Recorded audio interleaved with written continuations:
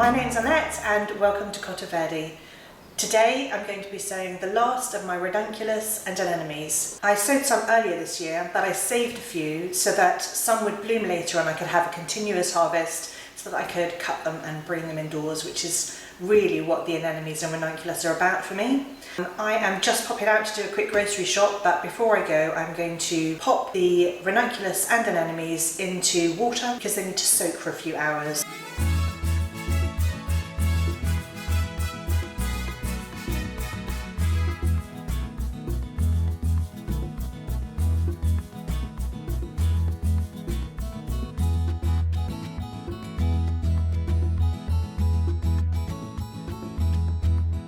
So I'm back from my grocery shop and I've had lunch, and so my corms have been soaking for about 4 hours now, and I'm going to pop each one into an individual cell in a seed tray.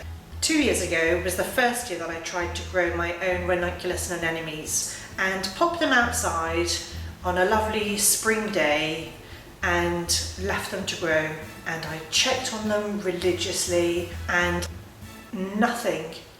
Absolutely nothing. I got nothing grew. I decided to take a couple of the pots and I thought I'll just tip them out and see whether anything's going on below the surface. And lo and behold, every single one of my pots was empty.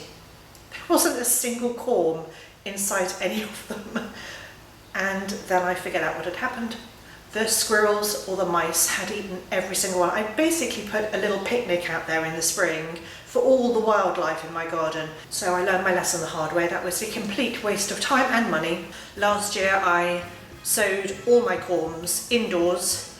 I put covers on them the moment that I put them outdoors. These are the types of plastic lids that I use. They've got vents at the top. This one's not particularly clean, I need to wash it. But they have vents at the top and you stick that on top of your tray, and because it's quite heavy, the little animals can't lift it.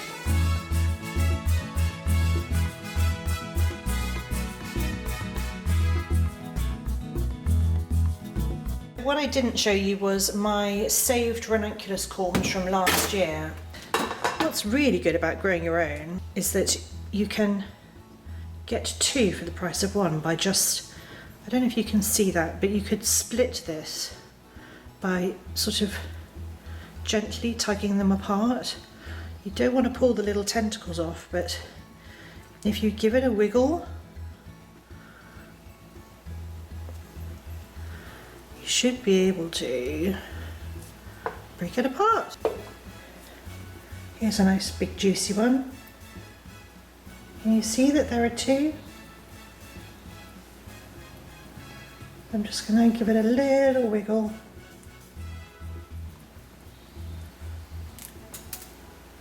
And now I have two. I was just going to go through, before I plop them all in, which way up to plant everything. So this is a Ranunculus corm. The tentacles point downwards, and this is the top, so they go in this way. This is, I've chosen a big anemone bulb. They come in different sizes, but this is a big one, and some people say plant it on its side like that, but actually the shoots come out of the round bit at the top, so they should go in like a tooth, point a bit down. If you can't figure out which way is up, which I don't think I can with this one, just plop it in, it'll be fine. I am using just ordinary potting compost. I'm not using seed compost. These will be in here for a little while. They need the goodness that comes from potting compost.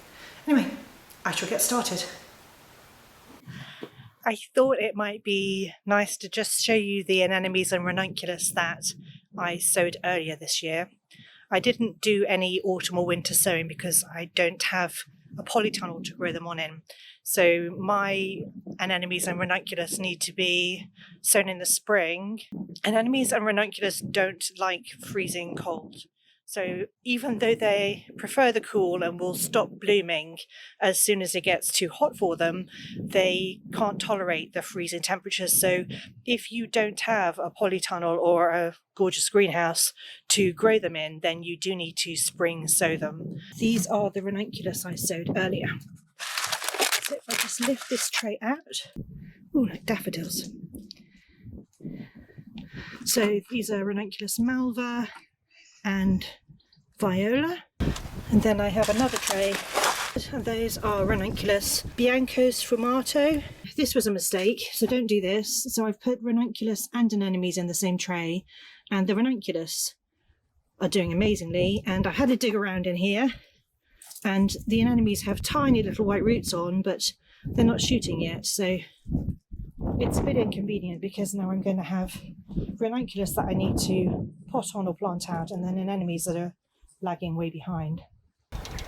So it's a lovely but windy day here in Buckinghamshire in the UK, and I hope that you've enjoyed following along as I've sown the last of my Anemones and Ranunculus. Thank you very much for watching. If you've enjoyed this and want to see more videos like this, then do subscribe, follow along, and if you have any questions, comment below, and I will see you next time. Bye everyone.